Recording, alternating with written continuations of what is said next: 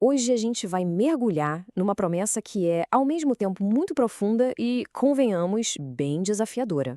A ideia de que existe uma recompensa, sabe? Uma recompensa garantida para quem se mantém fiel, mesmo quando ninguém parece entender. Essa é uma sensação que, nossa, muita gente conhece, né? Aqueles momentos em que a gente tenta fazer o que é certo, seguir nossos princípios e, de repente, vem a crítica, o isolamento, a incompreensão.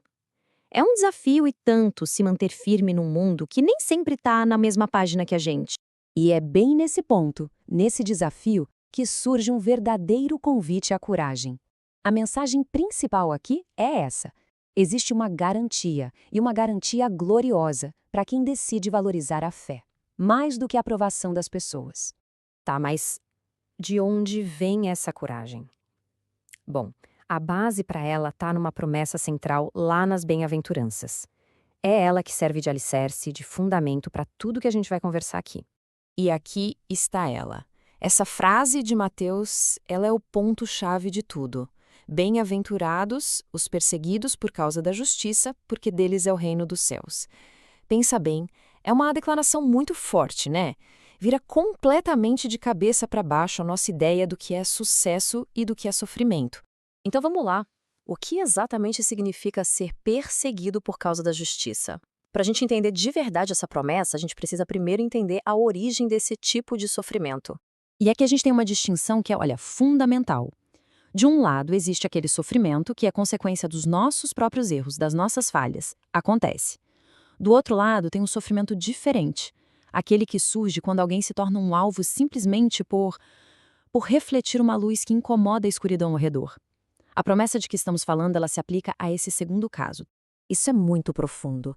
Quando a integridade de uma pessoa só por existir já expõe a desonestidade em volta, essa pessoa está, na verdade, trilhando o mesmo caminho dos profetas. É uma conexão com uma linhagem enorme de figuras fiéis. E é bom lembrar que essa perseguição não é sempre algo óbvio, algo violento. Muitas vezes ela aparece de formas bem sutis, sabe? Mas que doem do mesmo jeito. Pode ser um silêncio intencional, a exclusão de um grupo ou até aquelas palavras duras que vêm disfarçadas de só uma opinião. Isso tudo nos leva a uma ideia que, à primeira vista, parece não fazer sentido. Um paradoxo mesmo.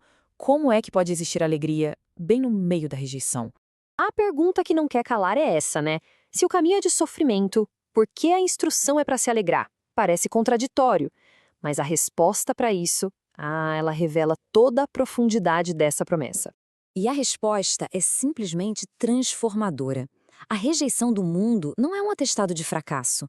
Muito pelo contrário, ela funciona como um selo, sabe? Uma confirmação de que se pertence a um reino superior, a uma outra realidade. E o ponto central é este. O reino dos céus não é só uma promessa para um futuro distante, não. Ele já é uma realidade, uma posse presente para aqueles que escolhem a verdade hoje, agora. Não importa o preço a pagar. Bom, depois de entender tudo isso, que tal a gente internalizar essa promessa?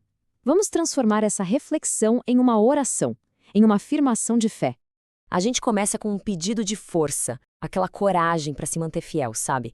Especialmente naqueles momentos em que a solidão bate, quando parece que ninguém mais entende ou apoia essa escolha. E a oração continua com um reajuste de foco. É o desejo de que a verdadeira alegria não venha do aplauso das pessoas, que, vamos ser sinceros, é passageiro, mas sim da aprovação divina, que é eterna.